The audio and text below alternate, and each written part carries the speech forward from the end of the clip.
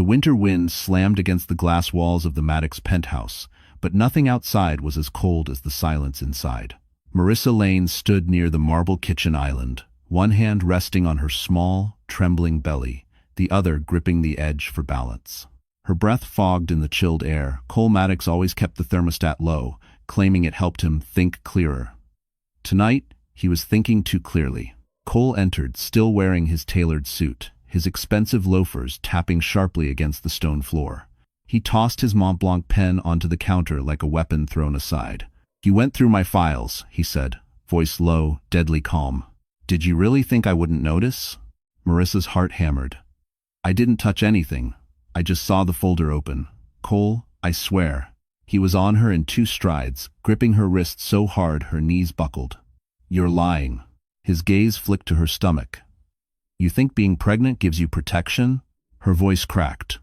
"Cole, please, not in front of the baby." That was the wrong sentence. His fury ignited.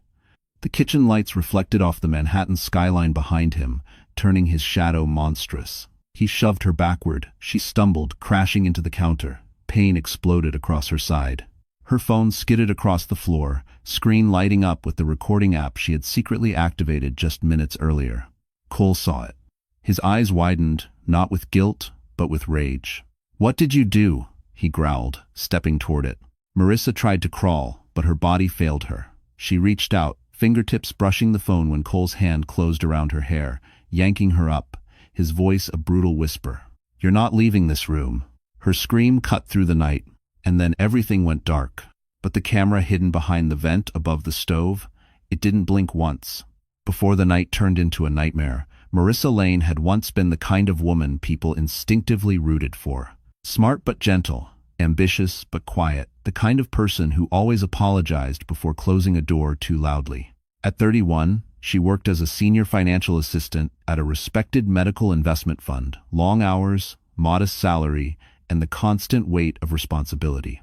She never complained. She had learned early that complaining didn't keep the lights on. Her childhood hadn't been kind. A strict father, a mother who left early, and 2 brothers who tried their best to protect her before circumstances forced them apart. At 19, she packed a single suitcase and left her Ohio hometown behind, determined to build a life where no one would tell her she wasn't enough. Then she met Cole Maddox. He'd walked into her life almost like a scene from a movie. Tall, impeccably dressed, confident enough to make an entire room shift around him. The CEO of Maddox Bio, a biotech giant worth billions. He noticed her before she noticed him, at least that's what he claimed.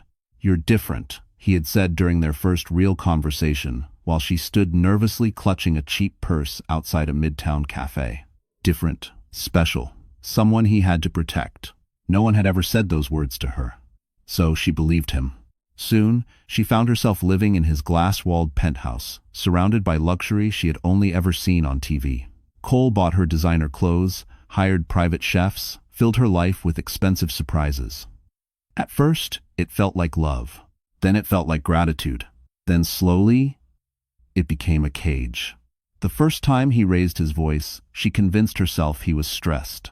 The first time he broke something, she blamed herself for provoking him. The first time he grabbed her arm hard enough to bruise, he apologized with roses and a diamond bracelet. Marissa never wore it again, but she kept it in a drawer, proof that once he had been gentle. When she found out she was pregnant, she hoped things would change. She imagined Cole softening, growing into the kind of father she wished she'd had. But Cole only became more controlling, more unpredictable, more frightening. She thought she could handle it. She thought she could protect her unborn child by staying calm, staying quiet, staying small. But now, lying bruised on the cold marble floor, her phone recording everything, Marissa realized the truth. Silence had never protected her. And somewhere far from the penthouse, her brothers were about to learn the truth, and nothing would ever be the same again. The world saw Maddox Bio Tower as a symbol of American innovation, 47 floors of steel, glass, and ambition rising above Park Avenue. At sunrise, the building glowed like a blade catching light, sharp and dangerous. Inside its mirrored walls, fortunes were made, reputations were crafted, and secrets, deadly ones, were buried deep beneath polished marble and noise-canceling boardroom doors. To Marissa, The tower had once felt like a dream. She remembered her first day there, clutching a new notebook, nervous but hopeful. She had stood in the lobby staring up at the chandelier shaped like a DNA helix, thinking it represented progress, science, healing. Now, she understood better. It represented power, the kind that destroyed anyone who stood in its way. Cole lived and breathed this tower. He spent more nights here than at home, hiding behind conference room glass walls, staring at stock tickers streaming across his MacBook Pro. He claimed the pressure was necessary.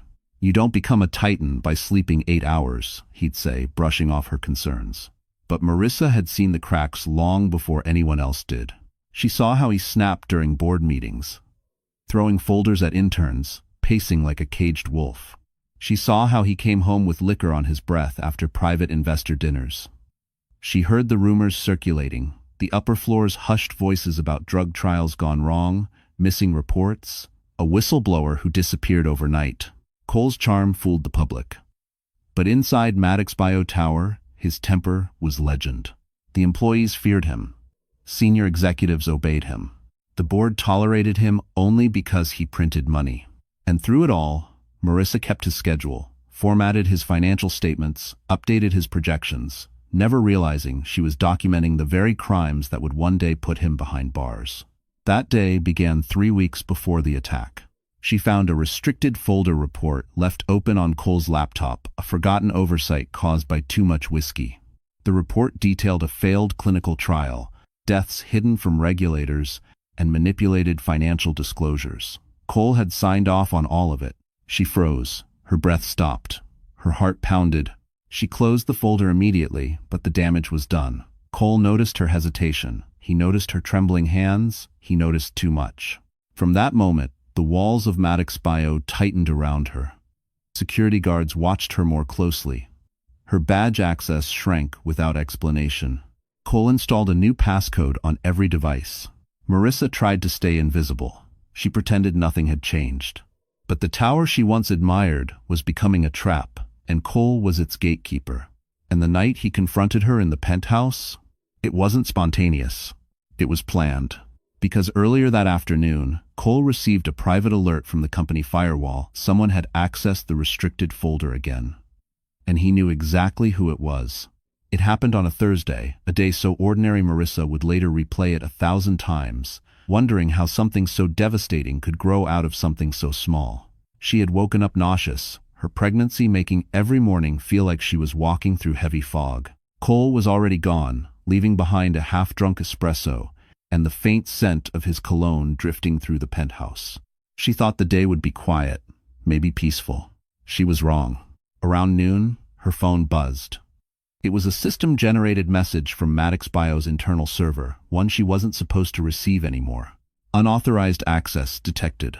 Trial report 9B. Her heart thudded. That was the same restricted folder she'd accidentally seen weeks earlier. The one Cole believed only he could access. The one containing the truth. She hadn't opened it again. She hadn't even gone near his devices. So why was she getting the alert? Her pulse quickened. She grabbed her iPhone, opened her email, and saw it. A timestamp showing the file had been accessed at 11:16 a.m. While Cole was in the building, someone else must have been in that folder. Someone who could expose him. Someone he would blame on her. Panic rising, she hurried to the home office, intending only to shut down Cole's computer before he noticed anything unusual. But the moment she stepped inside, her stomach dropped. His MacBook Pro was open, screen glowing, the restricted report already pulled up. And then she saw it, her reflection in the screen, her terrified eyes staring back. The office camera, in the corner, blinked red. Cole wasn't just monitoring the building. He was monitoring the penthouse. She stepped backward, hands trembling. She had to leave. She had to get help. She had to call Elias or Caleb, though she hadn't spoken to her brothers in years. Her breath came shallow and fast. She grabbed her coat, keys, purse, then the elevator dinged. The private one. The one only Cole used. Her blood went cold. His footsteps were unmistakable, sharp, furious, echoing across the marble. When he reached the office doorway, his face was a mask of betrayal and something far darker.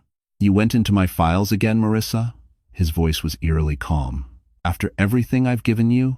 I didn't, Cole. I swear, it wasn't me. Someone else accessed. He laughed. A low, dangerous sound. That's the best lie you could come up with? He stepped forward. She stepped back. Her phone slipped from her hand and hit the floor screen, lighting up, recording app open. Cole's eyes followed the glow. And that's when Marissa realized she wasn't getting out of this room unharmed. Not unless someone heard what she was recording. And someone did. The argument didn't explode all at once. It simmered slow, controlled, dangerous, like a gas leak waiting for a spark. Cole stepped into the office, closing the door behind him with a soft click that felt louder than a gunshot. He stared at Marissa. Then at the glowing screen, then at the phone on the floor. You think you can make a fool out of me? He whispered. His quiet voice was always the worst sign. Marissa backed away, one hand instinctively shielding her stomach. Cole, listen, someone else accessed the file. I didn't even know your laptop was open. Liar, he hissed. He grabbed her wrist, squeezing hard enough to send pain ricocheting up her arm. She gasped, trying to pull free, but he shoved her against the desk, folders scattering beneath her. Her shoulder hit the edge, sending a shock of agony through her body. Cole, please, she begged. The baby? But mercy wasn't something Cole possessed anymore. His eyes burned with betrayal, humiliation, and a hatred she had never seen before. To him, this wasn't just about a file. It was about control. And Marissa had broken the one rule he valued most. Don't ever challenge me. He dragged her by the arm toward the living room, his grip unrelenting. She stumbled, nearly falling as he yanked her forward. Her breath caught in her throat as he shoved her onto the marble floor. The cold hit her spine like ice. She tried to stand, but Cole seized her by the hair and dragged her back down. You want to expose me? He snarled. You want to ruin everything I built? I never wanted. Her voice cracked. I just wanted us to be safe. He laughed again, sharp, cruel, unhinged. Safe? There is no safe anymore.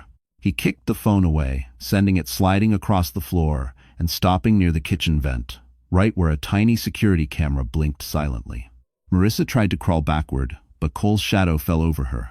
She raised her hands in instinctive defense as he reached down, gripping her by the throat not to strangle, but to pin her like prey. His voice dropped to a chilling whisper. You're not walking out of this penthouse until you understand your place. Her vision blurred. Her breath faltered. Her pulse hammered in her ears.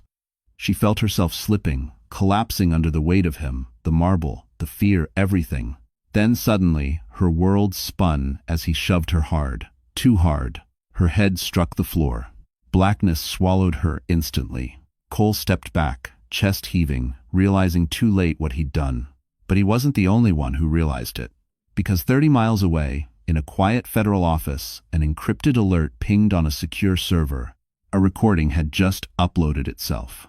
And the person receiving it was Elias Lane. The hospital lights were too bright, far too bright for a night that felt this dark. Elias Lane stood frozen in the middle of the hallway, the encrypted audio still playing through his earbuds. Marissa's voice, broken, terrified, echoed in his skull. He had replayed the last 5 seconds at least 20 times. Each time, the sickening thud of her fall hit harder. His baby sister, unconscious, pregnant, and hurt by the man who vowed to protect her. Elias removed the earbuds with shaking hands and forced himself to breathe. He was a federal investigator, trained for crises, but nothing prepared him for hearing his sister fight for her life. The hospital staff rushed past him in scrubs and hurried footsteps, but their voices blurred into background noise. He had failed her once by letting her distance herself from the family. He would not fail her again. Caleb Lane burst through the ER doors seconds later, breathless and wild-eyed, still wearing his security firm jacket. "Where is she?" he demanded. "Elias, where's Marissa?" Elias swallowed hard. "They're stabilizing her. She's in a coma." Caleb's face twisted, jaw clenching so tightly a vein pulsed at his temple. "Because of him?" His voice cracked. "Tell me Cole did this. Tell me so I can end him." Elias didn't answer. He didn't need to. Caleb punched the wall, leaving a dent in the plaster. A nurse startled, but didn't intervene. Even she seemed to understand. Minutes later, a doctor approached. "She's stable, but the trauma." He hesitated. "We don't know if she'll wake soon. Her body is under extreme stress. The baby has a heartbeat, but we're monitoring closely. Caleb's breath shattered. Elias looked away, blinking back the burning in his eyes. They stood in silence until Elias finally spoke. I got an automatic upload from Marissa's phone. Caleb's head snapped toward him. She recorded it? She must have activated the feature before he attacked. Elias held up his phone. We have everything. Caleb stepped closer, voice low, deadly. Then we're not waiting for the system to deal with him. He almost killed her. He could still walk away from this. Not if we work smart, Elias said. We take him down legally, financially, publicly. We expose every crime he's buried. Caleb shook his head. I'm not interested in exposing him. His fists clenched. I'm interested in destroying him. Before Elias could respond, the hospital doors slid open again. 2 uniformed officers entered, heading straight toward them. Elias Lane? One asked. Elias stiffened. Yes? You and your brother need to come with us. Now. For what? Caleb snapped. The officer exchanged a tense glance with his partner. There's been an accusation. Cole Maddox has filed a report claiming the 2 of you threatened him and possibly harmed Marissa. Elias felt the world tilt. Cole wasn't just covering his tracks, he was framing them before they could strike back. The interrogation room was far colder than it needed to be. A metal table, 2 chairs, fluorescent lights buzzing overhead, standard design meant to break weaker men. But Elias and Caleb Lane were not weak. They sat side by side, their backs straight, their expressions carved from stone. The officers questioned them for nearly an hour, pushing the same narrative. Cole Maddox claimed Marissa had fallen during a fight between her brothers and him. He claimed they had shown up at the penthouse unannounced, attacked him, and fled. A strategic lie. A calculated lie. A lie meant to flip the script before Marissa could open her eyes. Elias kept his answers calm, measured, airtight. Caleb kept his clenched jaw shut, knowing one wrong word could be twisted into a threat. Finally, the door opened and Detective Rivera stepped inside. Unlike the others, she looked conflicted. She dropped a file on the table. Gentlemen, you're free to go. For now. Caleb stood so fast the chair screeched. What changed? Rivera hesitated. Someone sent us something, an anonymous audio file. She looked at Elias carefully. It contradicts Cole's statement. Elias exchanged a silent glance with his brother. The recording had reached the police. Step 1 accomplished. Outside the precinct, the cold night air slapped against their faces. Caleb exhaled sharply, frustration radiating from him. We need to hit him now. While he's scrambling. 1-7. Thank you for watching. And a next bro. No, Elias said. We collect evidence first. Enough to bury him so deep he can't claw his way out. Caleb paced. We don't have time. What if he goes after her again? What if he tries to manipulate the medical report? Elias tightened his grip on his phone. I've already started running background searches on Cole. Offshore accounts, fake subsidiaries, failed trials he buried. There's a pattern. Then expose it, Caleb demanded. I will, but we need more. Something undeniable. With that noter. As if on cue, Elias's phone buzzed. A new encrypted message flashed on the screen, a forwarded internal memo from Maddox Bio. He didn't recognize the sender. It simply read, You don't know me, but I've seen what Cole is hiding. Meet me. Attached was a single GPS coordinate. Elias's pulse quickened. Looks like someone inside the company wants to talk. Caleb narrowed his eyes. Could be a trap. Or, Elias countered, it could be the leverage we need. Thanks for watching. The coordinate pointed to a parking garage beneath Maddox Bio Tower. Midnight. Caleb crossed his arms. We're going. Elias nodded. We're going. They didn't notice the black SUV idling across the street, engine running, windows tinted darker than city code allowed. Someone inside lifted a phone, speaking into the receiver without taking their eyes off the brothers. They took the bait. Prepare him. The call ended. The SUV pulled into traffic. And deep beneath Maddox Bio Tower, someone waited in the dark with information that could either save Marissa or destroy everything. The underground parking garage beneath Maddox Bio Tower was colder than the winter wind outside. The concrete walls dripped with condensation, every sound echoing too loudly. Elias and Caleb moved cautiously down the ramp, their footsteps sharp against the empty stillness. The GPS coordinate had led them here, level B3, row D, but no one else was in sight. Caleb scanned the shadows. If this is a setup, we're ending it fast. Elias nodded but didn't slow. He carried a sealed evidence bag containing Marissa's uploaded recording, his reminder that this wasn't just business, it was personal. A flicker of movement made Caleb raise his guard. A woman stepped out from behind a pillar, hood pulled low, hands trembling as she clutched a folder thick with documents. Her voice cracked when she spoke. "My name is Rachel Whitmore. I'm a senior researcher, or I was, until I found out what Cole did." Elias approached slowly. "You're the one who sent the memo?" She nodded, eyes darting nervously toward the stairwell. "I don't have much time. Cole's been covering up a failed drug trial, Trial 9B. Dozens of patients died, but he buried the results. He forged signatures, bribed medical boards, destroyed evidence. And anyone who questioned him..." Her voice broke. "They disappeared." Caleb stepped closer. "Disappeared how?" "Transferred," Rachel whispered, "or terminated, or found dead in accidents that didn't make sense." She handed Elias the folder. Inside were clinical reports, falsified data sheets, and a spreadsheet showing millions of dollars funneled through offshore accounts. "He's planning to launch the drug anyway. If it hits the market, people will die." Elias flipped through the pages, his chest tightening. "This is enough to bring him down." "No." Rachel shook her head violently. "Not yet.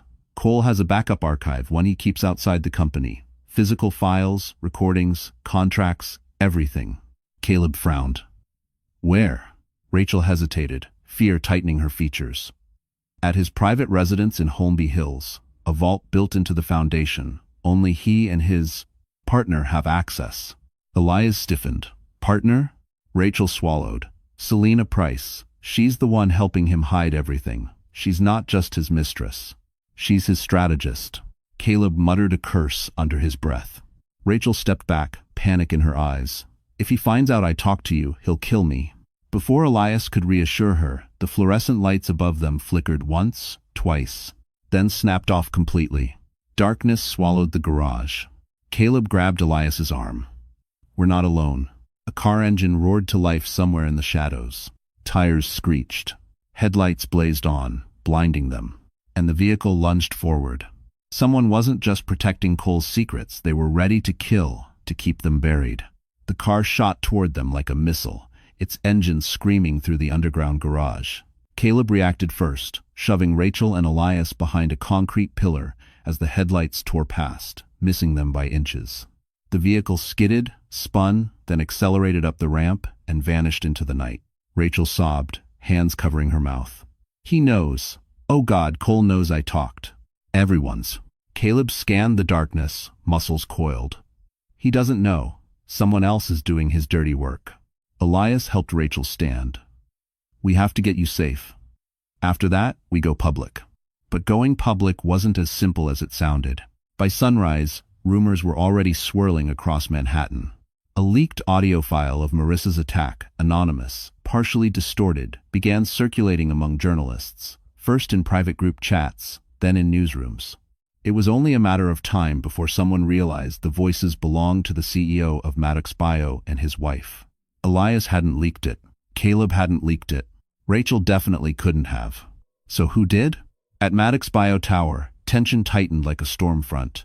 Employees whispered in elevators, eyes darting nervously toward executive offices. Someone swore they saw paramedics enter the building late last night. Another claimed Cole smashed a glass wall during a board meeting. By noon, a journalist parked outside the tower with a camera, waiting for a statement. Cole Maddox hated silence, yet for once, he had disappeared. Meanwhile, Elias secured Rachel in a safe house monitored by federal contacts he trusted barely. Then he and Caleb headed to a cramped midtown diner, sitting in a back booth where the hum of conversations provided a shield. Elias pulled out the folder Rachel had given them. "We need to verify all of it before approaching the press or the authorities. If Cole has people on the inside, and he does, we can't risk this disappearing." Caleb leaned forward, voice low. "He tried to kill her." In that garage, that wasn't a warning, that was an execution attempt. Elias didn't deny it, which means he's desperate. Desperate people make mistakes. Caleb's jaw tightened. "Then let's force him to make one." End quote. But before Elias could respond, A TV mounted above the counter suddenly switched to a breaking news report. The volume rose automatically. The anchor's words cut through the diner's noise. Sources confirm that Marissa Lane, wife of biotech CEO Cole Maddox, is hospitalized in critical condition after what authorities are calling a domestic incident. Police have not released details, but speculation is growing. A picture of Marissa smiling, pregnant, filled the screen. Caleb stood abruptly, chair scraping. "She's not safe," he said. "If this goes public, Cole will panic. And panicking men do stupid things." Elias stared at the screen at the city, waking up to their nightmare. He didn't see the man in a gray suit watching them from the diner's entrance. He didn't see him lift a phone. He didn't hear him say, "They took the bait. Initiate Phase 2. And somewhere across Manhattan, Cole Maddox finally stepped out of hiding. Night had settled over Manhattan like a heavy curtain when Elias and Caleb finally tracked Cole Maddox's location. He wasn't at the tower, nor at his private residence in Tribeca. Instead, his car had been flagged entering an underground parking lot near the Hudson River, one known for quiet deals and even quieter disappearances. Caleb parked 2 levels up, jaw clenched as he stared into the darkness. He's cornered. This is where men like him make their final play. Hustra. Elias checked his watch, then the gun license he kept in his wallet. "We're not here to kill him. We just need him off balance long enough to get the vault files." Caleb snorted. "If he attacks first, all bets are off." They made their way down the concrete stairs, footsteps echoing through the cavernous structure. The smell of oil and damp cement filled the air. A single luxury SUV sat near the far wall, its engine still warm. Cole wasn't just here. He was waiting. Elias stepped forward first, voice steady. "Cole, we know you're here. We know what you did to Marissa." A shadow shifted. Then Cole emerged from behind a column, dressed in a flawless charcoal suit despite the hour. His smile was calm, but his eyes were feral. "You two have been busy," he said, "dragging my name through the mud, harassing my staff, endangering my company." Caleb stepped in front of Elias, fists ready. "You nearly killed our sister." Cole's expression didn't change. "Your sister slipped. Pregnant women are fragile. Accidents happen." Caleb lunged, but Elias grabbed his arm, pulling him back with a warning glare. Cole chuckled. "Touch me, and I'll bury you both faster than you can spell your last names." Elias ignored the threat. "We know about Trial 9B. We know how many people died. We know about the offshore accounts. And we know about your vault in Holmby Hills." For the first time, Cole's facade cracked. "So that's what this is," he said softly. "You think you can outmaneuver me?" Elias took a step closer. "We don't have to outmaneuver you. We just have to expose you." Cole's eyes darkened. "You think those files matter? You think you can stop what's coming? Maddox Bio will launch the drug in 30 days. By then, I'll be untouchable." Caleb growled. "Not if we take you down first." Cole's smile returned slow, chilling. "You won't reach California," he whispered. Before either brother could respond, the echo of boots filled the garage. 5 men in tactical black stepped out from behind vehicles, weapons raised. Caleb tensed. "He brought a private security team." "No," Cole corrected gently. "I brought hunters." Elias grabbed Caleb's arm, backing up slowly. But Cole lifted a hand. "Get them." And suddenly, the brothers were running for their lives as bullets sparked across the concrete. The steady beep of hospital monitors filled the dim ICU room, cutting through the stillness like a metronome measuring a life hanging by a thread. Marissa Lane lay motionless, her dark hair fanned across the pillow, her skin pale against the white sheets. A bruise spread across her cheek like a cruel stain. The rise and fall of her chest was barely visible beneath the thin blanket. Doctors had called it traumatic unconsciousness. Elias called it what it was. Cole had tried to kill her. A soft knock sounded before the door eased open. Dr. Jonah Reeves entered quietly, clipboard in hand, wearing tired eyes that had seen too many tragedies. He paused at Marissa's bedside, studying her face with surprising gentleness. "She's stable," he murmured, noticing Elias in the corner. "But she's not responding to stimuli yet. The baby's holding on, but the stress isn't helping." Elias rubbed a hand over his face. "She was terrified before he touched her. That alone is enough stress for 10 pregnancies." Jonah nodded sympathetically. "We'll do everything we can, but she needs peace, safety." He hesitated. "Does she have Anyone else? Family who can be here? Elias swallowed the guilt rising in his throat.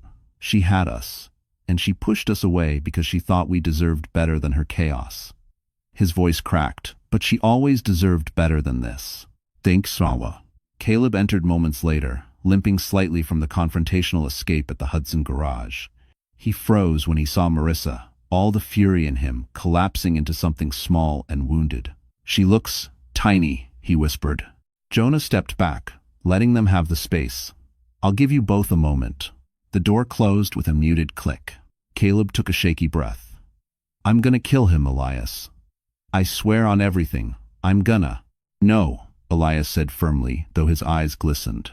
Not yet. He wants us emotional, reckless. He wants us to be the villains. Elias reached for Marissa's hand, cold and limp in his. We beat him by staying 10 steps ahead. Caleb lowered his gaze. I don't know if I can do 10 steps. I barely have one left in me.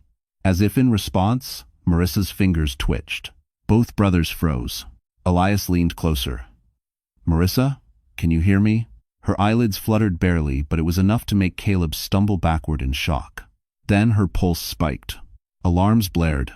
Nurses rushed in. Jonah appeared, shouting orders as Marissa's body trembled, reacting to something unseen. Elias grabbed Caleb's arm. What's happening? Jonah didn't look back. She's trying to wake up, he said loudly, but something is triggering acute distress. Elias felt ice crawl up his spine. Something or someone. His phone buzzed. A new message. Unknown number. Just 2 words. Check the hallway.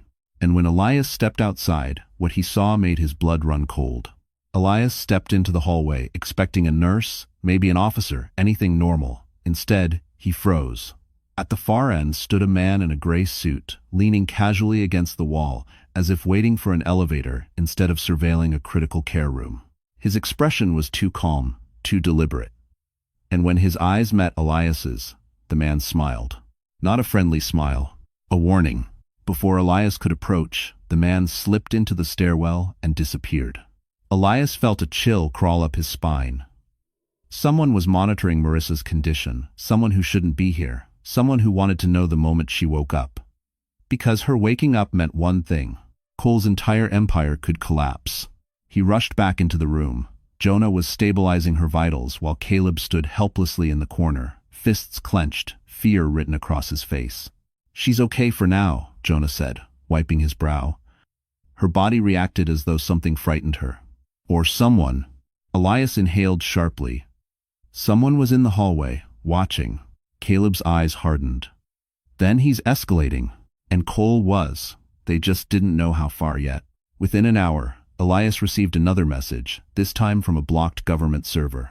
A digital badge flashed across his screen. SEC request. Submit allegations regarding Maddox Bio for preliminary review. The timing was too perfect. Too convenient. Caleb leaned over his shoulder. You think someone inside the agency leaked your investigation? Elias shook his head. No, someone wants me to move fast, and they want Cole to think I'm moving against him publicly. Caleb frowned. Isn't that what we want?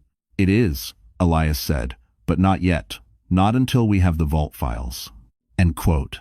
Still, he submitted the evidence: every offshore ledger, every forged signature, every clinical trial report Rachel had given them encrypted and sent through secure channels. Once sent, there was no turning back. Minutes later, a breaking news alert lit up every screen in the hospital lobby. Biotech CEO under federal scrutiny. Alleged cover-up of deadly drug trial. Caleb let out a low whistle. He's done. No, Elias corrected. This is when men like Cole get dangerous. End quote. As if summoned by the thought, Jonah rushed in. We need to move Marissa. Now. What happened? Elias asked. Jonah's face was pale. Security footage just showed a man in a gray suit trying to access this floor with a stolen badge. He bypassed 2 checkpoints before guards stopped him. Caleb stiffened. The same guy from the hallway? Jonah nodded grimly. He wasn't here to visit. Elias's breath caught. Then he was here for Marissa. But before they could react, the hospital PA system crackled overhead. Code black, all exits locked, security breach in progress. Every door slammed shut. Lights dimmed. Sirens wailed. Someone had triggered a lockdown. And inside that lockdown, the man in the gray suit was no longer alone. Chaos rippled through the hospital as the code black lockdown sealed every exit. Red emergency lights flashed, casting long shadows across the sterile white hallways. Nurses rushed to secure patients, alarms blared from multiple floors, and security teams sprinted in every direction. But amid the confusion, Elias knew one thing for certain. This wasn't a random breach. This was Cole making his move. Caleb pressed close to Marissa's bed as Jonah disconnected the machines with frightening efficiency. "We have to get her to the internal safe wing," Jonah said. "All critical patients are moved there during a breach." "Is it secure?" Elias demanded. Jonah hesitated. "More secure than here, but nothing's absolute when someone has inside help." That was enough to send a cold shiver through Elias. As Jonah and the nurses wheeled Marissa down the hall, Elias pulled out his phone. Notifications exploded across the screen, news alerts, calls from journalists, messages from unknown numbers. Maddox Bio's scandal had erupted like a wildfire. Headlines flashed.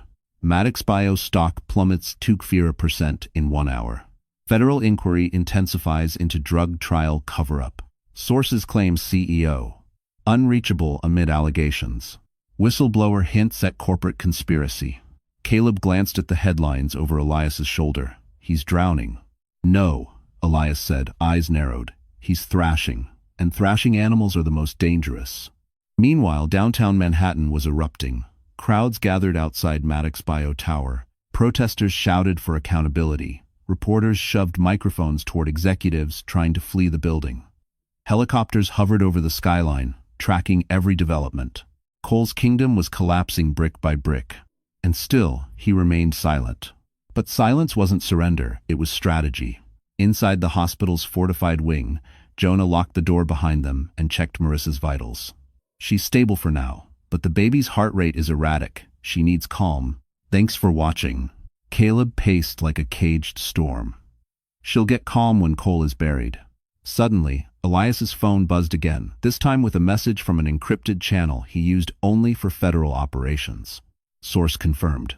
Maddox Bio CEO actively destroying evidence. Location: Holmby Hills Estate. If you want the vault files, this is your last window. Caleb leaned over his shoulder. "We're going to California, now." Elias stiffened. "We can't leave Marissa unprotected." Jonah looked up. "She'll have a full team watching her. But if those vault files contain what Rachel claims, they're the only thing strong enough to crush Cole for good." Another alert flashed across Elias's phone, this one from a national news network. Breaking. Cole Maddox plane departed Teterboro Airport, destination unknown. Caleb exhaled sharply. "He's running." Elias shook his head slowly, realization chilling him to the bone. "No, he's not running." He looked at Marissa. "He's going to the vault." And we're foremost off. The lights flickered again. An announcement boomed through the PA system. "Code Black updated. Threat level. Internal. Someone has breached the safe wing." Caleb spun toward the door. Elias's pulse crashed, because the security camera outside Marissa's room showed a familiar figure approaching Cole Maddox himself.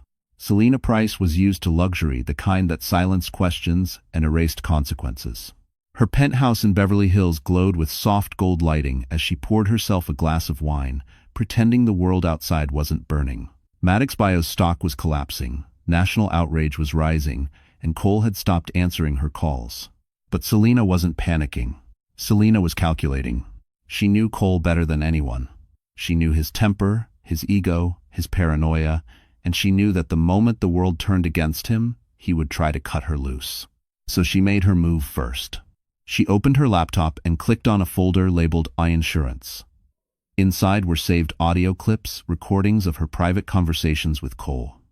Every threat, every confession, every plan to bury Trial 9B, everything she had carefully collected for over a year. "I told you," Selena murmured to herself, swirling her wine. "Never underestimate a woman who knows your passwords." While Cole spiraled, she was already negotiating her freedom. Her phone buzzed. The number on the screen was blocked. She answered anyway. "If you're calling to beg Cole, don't bother." But the voice wasn't Cole's. "Miss Price, this is Detective Rivera from the NYPD. We need to discuss your involvement with Cole Maddox. Selena froze. My involvement? I'm the victim here. Rivera didn't flinch. We have reason to believe your relationship with him wasn't just romantic. You acted as his strategist, his co-conspirator. Selena laughed sharply. Good luck proving that. And in no. That's why we're giving you an opportunity, Rivera continued. Come forward voluntarily. Provide evidence. Reduce your charges. Or we subpoena everything you own.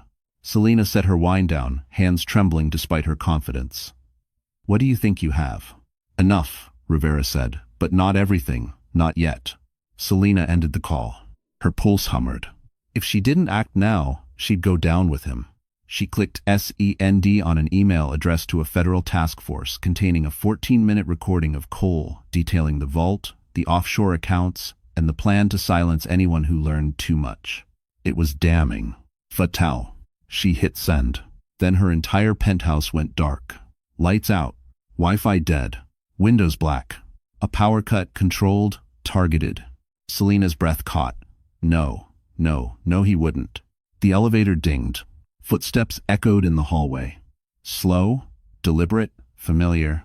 Selena backed away, eyes wide, clutching the nearest object, a crystal vase, as the door handle turned. And Cole Maddox stepped inside, dust-covered, wild-eyed, smiling with something far beyond rage. Sending insurance files behind my back, he whispered. That hurts, Selena. Her voice cracked. Cole, please. He stepped closer, and the next sound to break the silence was the shattering of glass. Cole Maddox did not flee Manhattan quietly. His escape sent shockwaves through the entire city. News helicopters hovered above Teterboro Airport, capturing footage of his private jet abandoned on the runway, doors open, cabin empty, luggage untouched. It was as if he vanished mid-boarding. Reporters erupted with theories. Did the CEO fake his own kidnapping? Is Cole Maddox attempting to cross the border? Is he destroying evidence before federal agents arrive? Meanwhile, online forums ignited with speculation about the leaked recording of Marissa's assault. Public sympathy shifted sharply toward her. Outrage grew like wildfire. Protesters gathered outside Maddox Bio Tower, holding signs demanding justice. Employees slipped out of side exits, avoiding the growing mob. Inside the hospital's fortified wing, Elias monitored the chaos from his phone. He's desperate. This is exactly what a man losing control looks like. Caleb paced near the window, fists clenching and unclenching. He's not running. He's hunting. Men like Cole don't disappear. They reposition. Jonas stood at Marissa's bedside, listening to her fetal heartbeat through the monitor. Whatever he's planning, she can't survive another shock. We need to move her to a location he can't breach. But time. Elias nodded. We'll transfer her the moment the lockdown lifts. But the lockdown showed no sign of ending. Hospitals don't initiate Code Black easily. That level of emergency only happened under threats involving explosives, hostages, or infiltration. And tonight, someone was still inside. A sudden ringtone broke the tense silence. Caleb's phone buzzed with a message from an unknown number. You're chasing the wrong side of the map. Seconds later, a second message arrived. Check the coast. The coast? Caleb muttered. What coast? East? West? Elias froze. Holmby Hills, California. The vault. He's not destroying the evidence here, Elias said slowly. He's going to the vault. That's why he ditched the jet. He switched transportation. Caleb's eyes narrowed. Meaning? He's already halfway across the country. Jonah stepped forward. Then you two need to go after him now. Those files could save Marissa. And hundreds of others. Elias hesitated, torn between his sister and the mission that could free her forever. Caleb placed a firm hand on his shoulder. She'd tell us to go. Jonah nodded. I'll protect her with my life. Before Elias could respond, the lights flickered violently, then the hallway alarms blared again. A security guard sprinted toward them. We have a situation. Someone just broke through the west stairwell. They're heading toward this wing. Caleb's jaw clenched. Let me guess. Gray suit? The guard swallowed. No, worse. He handed Elias a blurry screenshot from a hallway camera, and both brothers felt the blood drain from their faces. It wasn't Cole. It was someone they never expected to see again. Their father. For a few seconds, neither Elias nor Caleb spoke. The blurry image on the guard's tablet showed a man they had buried in their memories years ago, a man they vowed never to see again. Their father, Daniel Lane. The man whose rage-filled outbursts destroyed their childhood. The man Marissa once feared more than poverty itself. The man who vanished without a trace. And now, he was inside the hospital. Caleb's voice was a low, guttural whisper. This has Cole written all over it. He tracked down Dad, used him as leverage. Elias exhaled shakily. No, Cole wouldn't involve someone that unstable. Dad's here because someone else pulled the strings. Who? Caleb snapped. Who even knows he's alive? Elias didn't answer. He couldn't. Because the only person who could have known was Marissa years ago, before she cut ties. Somehow, Cole had dug deeper than any of them imagined. A scream echoed from somewhere down the hall. Jonah instinctively stepped in front of Marissa's bed. Whatever is happening, it's getting closer. We need to relocate her now. Elias nodded. Move her to sub-level 2. Emergency maternity wing. It was built like a bunker after that 2017 shooting. Caleb took point, muscles tense, scanning every corner as they wheeled Marissa out of the ICU room. Alarms continued blaring overhead, and red strobes painted the walls like bleeding veins. They reached the elevator locked. Cole's interference, Elias muttered. He hacked the system through a hospital contractor. He's cutting off every escape route, Caleb growled. Then we take the stairs. 170. To Atus. As they turned the corner, Daniel Lane appeared at the far end of the hall. His hair was longer, streaked with gray. His eyes were wild, untethered. His left hand clutched a security badge he must have ripped off someone. Kids, he said, voice cracking, a twisted smile spreading. Been a long time. Caleb stepped forward, fists rising. Stay away from her. Daniel tilted his head. Cole said she needed protection. Elias's blood ran cold. Cole contacted you? He found me, Daniel said, scratching at his jaw. Told me my little girl was in danger. Told me you two kept her from me. That's a lie, Caleb barked. But Daniel wasn't listening anymore. His gaze shifted to Marissa, pale, unconscious, vulnerable. Something flickered in his eyes. Recognition, guilt, madness. It didn't matter which. He stepped toward them. Caleb lunged, blocking the hallway. You're not getting near her. Daniel raised the stolen badge. The emergency stairwell door behind them clicked open. Jonah froze. He opened the lockdown. Elias grabbed the wheelchair handles. Move, now. They charged into the stairwell, but heavy footsteps thundered above them. More of Cole's hired men. Trapped above. Daniel below. Caleb shoved Elias toward the lower flight. Go, get her out. And you? Elias demanded. Caleb cracked his knuckles, eyes burning. I'll hold the line. The stairwell lights flickered. Doors slammed. Footsteps closed in from both sides. And for the first time in their lives, the Lane brothers were about to fight two enemies, family and monster, at the same time. The stairwell thundered with chaos, shouting, boots slamming against metal steps, the echo of violence crawling upward and downward at the same time. Elias pushed Marissa's wheelchair with every ounce of strength he had, Jonah guiding from the front as they descended 2, 3, 4 flights. Above them, Caleb fought like a man possessed. Below them, Daniel Lane climbed steadily upward. And somewhere outside the hospital, Cole Maddox executed his final plan. Jonah's breathing grew strained as they reached the lower landing. We can't stay in the stairwell. If they trap us between floors. I know, Elias said, checking the emergency map. There's a service corridor on sub-level 2. It connects to the ambulance bay. Jonah nodded. Then we run. And ovation. To Andres. They burst through the stairwell door into a dim hallway, humming with power generators. Pipes lined the ceiling like exposed veins. Shadows stretched across the concrete floor. The air smelled of metal and disinfectant. Far off, alarms blared like distant thunder. Almost there, Jonah whispered. But Elias felt the tension tightening. Something was wrong. Too quiet. Too easy. Then his phone vibrated. A new message. From Cole. You can't win. Ilias. The vault isn't in California. Elias stopped dead. Oh my God. Jonah turned. What? What does that mean? The vault, Elias breathed. It isn't in Holmby Hills. That was a decoy. He wanted us chasing the wrong coast. Then where is it? Jonah demanded.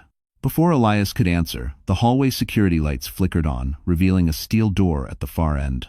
A door labeled, Mad Oxbio Secure Storage. Authorized personnel only. Jonah's eyes widened. Are you telling me? It's here, Elias said. The vault has been here the whole time. Hidden under the hospital, he used research grants to build a private archive beneath a public building. No one would ever think to look. Jonah exhaled, stunned. That's monstrous. No, Elias corrected. That's strategic. Behind them, footsteps grew louder, Caleb's voice shouting orders, men yelling, a struggle echoing through the stairwell. Elias gripped the wheelchair handles. We open that vault, we end him. They raced toward the steel door, but halfway there, a dark silhouette stepped into their path. Daniel Lane. His breathing was ragged, his expression fractured between recognition and madness.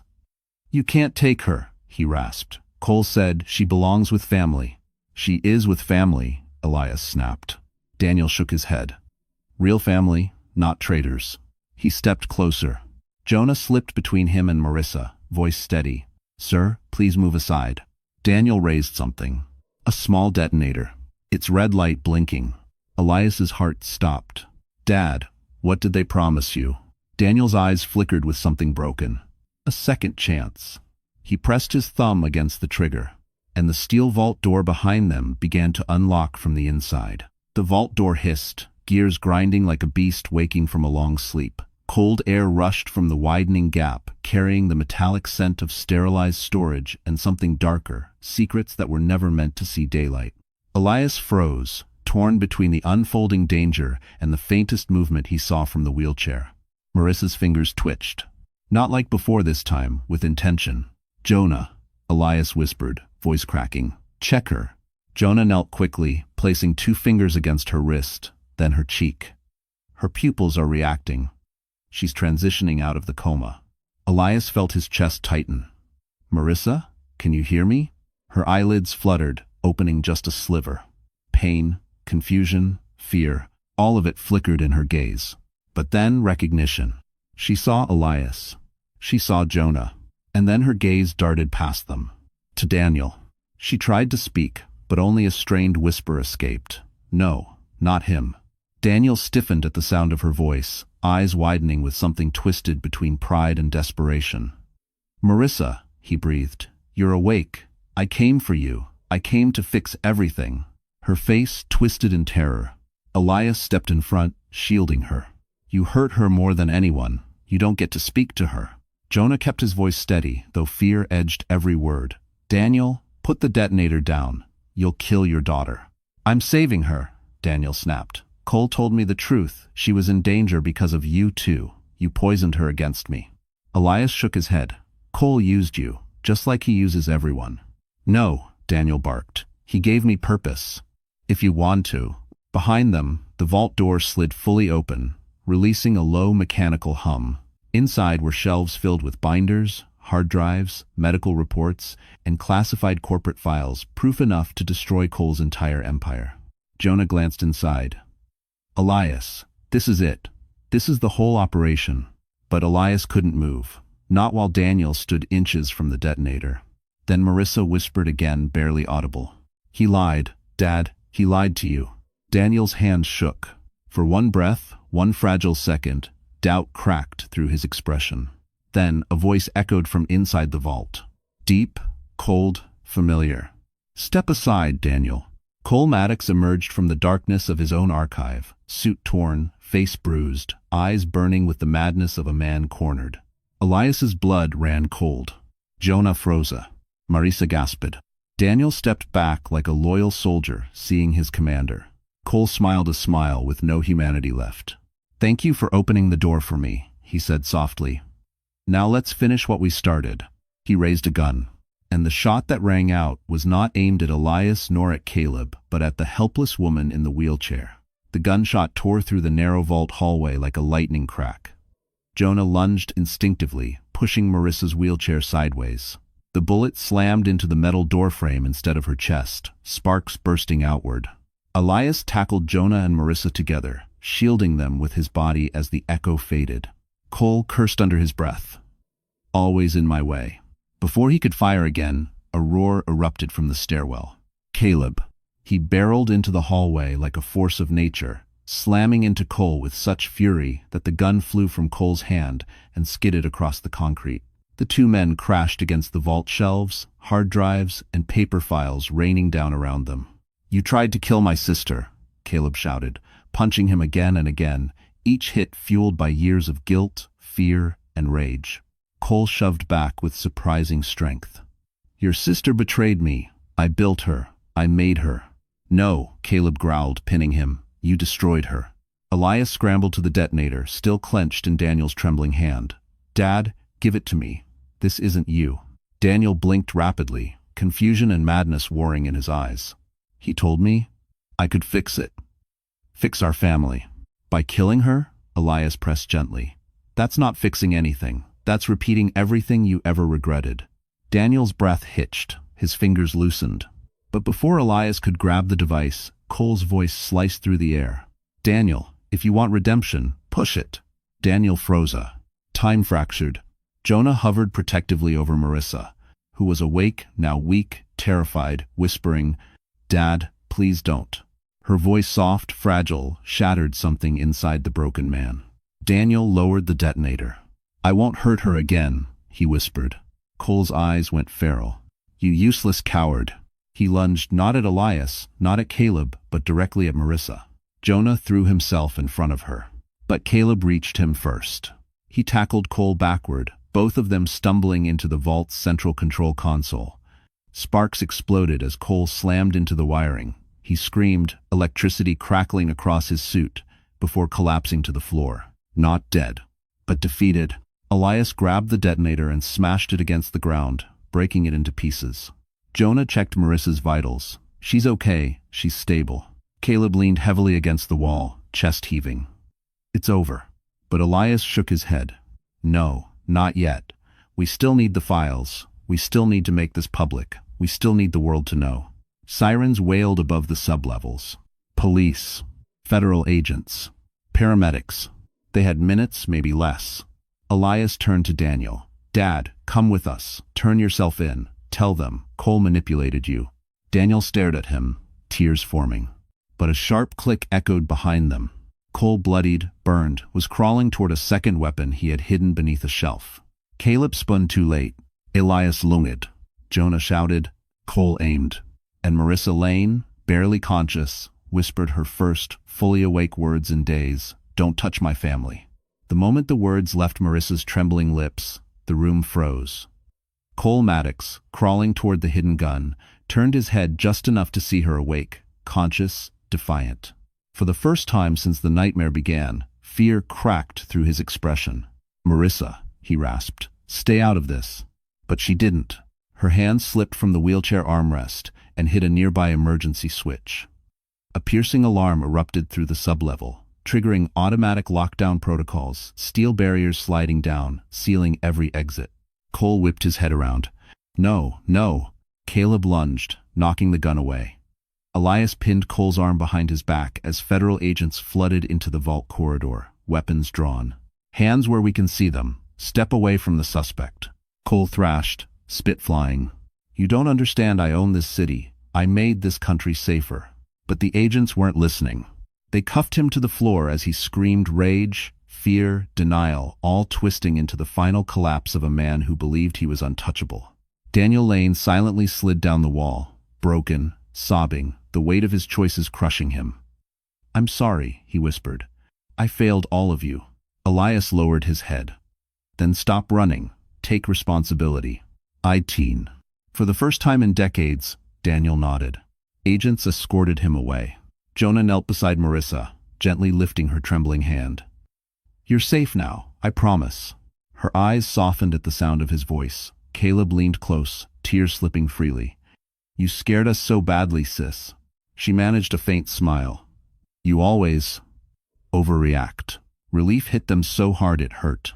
3 months later, the courtroom was packed. Cameras flashed. Protesters filled the streets.